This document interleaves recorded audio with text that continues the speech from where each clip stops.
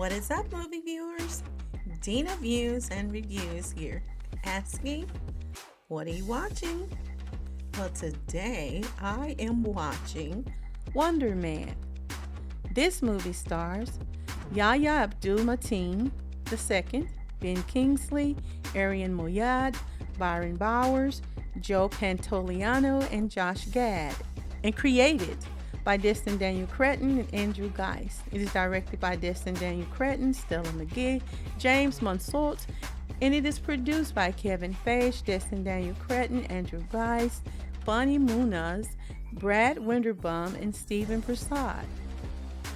Wonder Man. It has finally made its long-awaited debut on Disney Channel Plus. It is an 8-part series based on the Marvel Comics hero character. It is the 17th television series that is a part of the MCU or Marvel Cinematic Universe. Again, it follows a wannabe actor, and his name is Simon Williams, that is played by Yahya Abdul-Mateen II, a small-time actor who is struggling with his own personal issues. He has secrets, and he is attempting to secure his dream role on the set of Wonder Man. Simon wants desperately to be cast in this new remake of the film Wonder Man. One of the requirements, though, in order to be cast, any and all actors must sign a document saying that they have no superpowers, and this certainly presents a problem for Simon.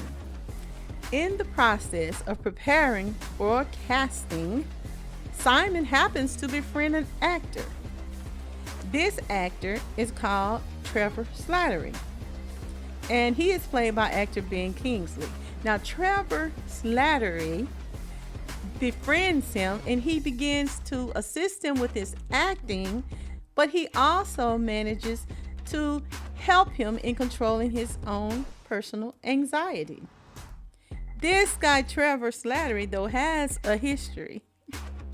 He's seeking a role the same as Simon is to be a part of the movie, but he also brings his own set of problems to the cast. One of which is the fact, as many may recall, is that he was this horrible terrorist in the 2013 Iron Man 3 movie.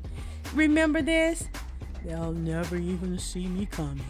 In this movie, he was found to be the person behind the Mandarin character. Iron Man had to locate and dispatch him. It was then that Iron Man, or Tony Stark, discovered that Trevor Slattery was merely pretending. It was revealed that this Mandarin person was not an actual terrorist, just an actor that was recruited by some bad guys to play this role in order to scare the public and distract them from what was actually happening. The actual bad guys were much more treacherous and dangerous. He was merely a figurehead and a decoy to hide who the real threats were.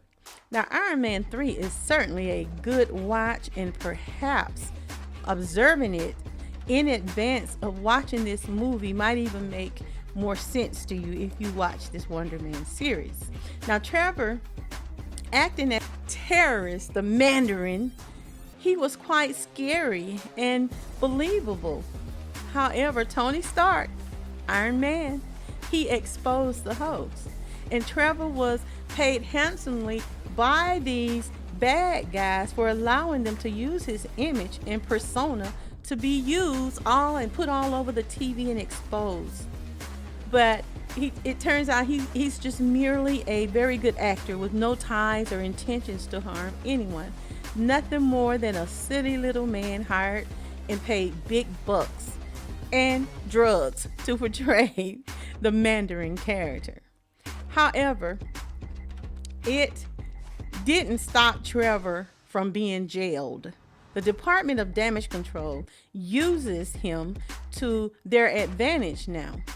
They are releasing him, but with an agreement that Trevor will go and befriend Simon and secretly collect information concrete information on video and tape, evidence of him having superpowers and using them.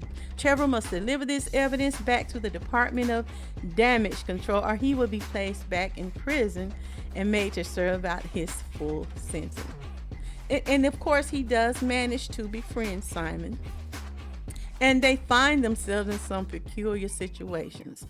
I gave this series, I'm going to give it a 3 stars. Not because it wasn't a good watch, but because this 8-part series just takes absolutely too long to progress to a point where you get to actually see Simon purposefully and willfully use his powers.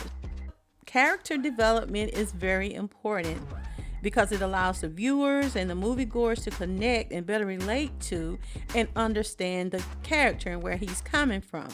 Even so, I have to say this introduction just seemed to drag on a bit too long for me.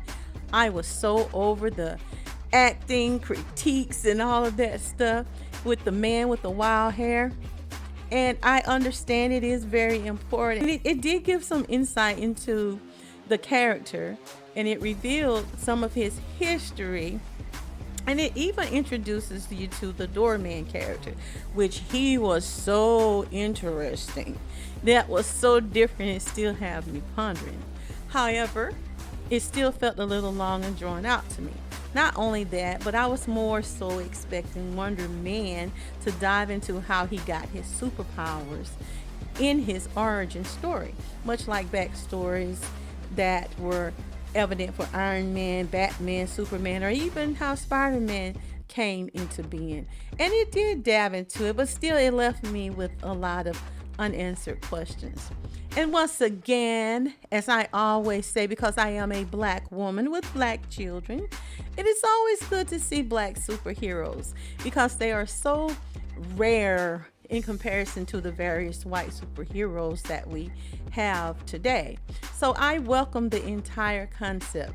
Considering there are so very few black superheroes, especially males, it is important to see them in a positive light, especially since they nuked T'Challa. I'm still not over that. I'm not okay with that.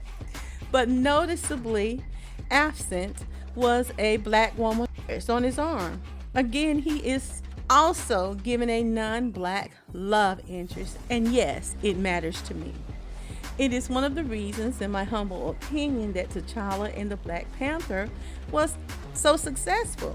T'Challa represented so much more than just a black leader. He was a hero. He was a intellect. He was handsome, royal, rich, smart, and came from an advanced society.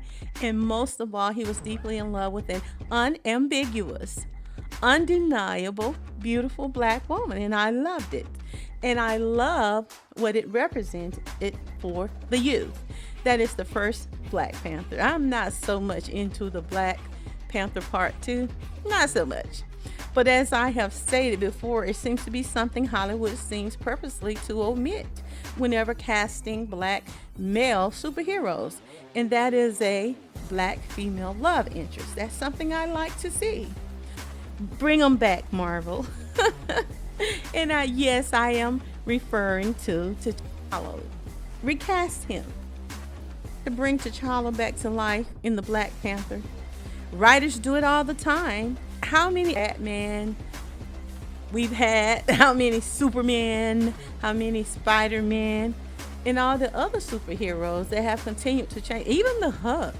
Or they could choose a new black actor and continue the Black Panther series. But enough of my rant, more about that later. This was just season 1, and who knows what it could morph into for MCU and Marvel's future prospects with this character. There are even rumors that Wonder Man may be included in a future Avengers movie. I guess we'll just have to wait and see. Now, if you would like to check out Wonder Man, you most certainly can do so because Wonder Man is rated PG-14 and is currently streaming on Disney+. If you have not already, be sure to like, share, subscribe, and drop me a comment letting me know what you thought of this movie. and tell me what movies or shows you are watching. And join me weekly for another review, a movie recommendation, or a live viewing conversation. And I want you to remember, it's my view. Now, what are you watching?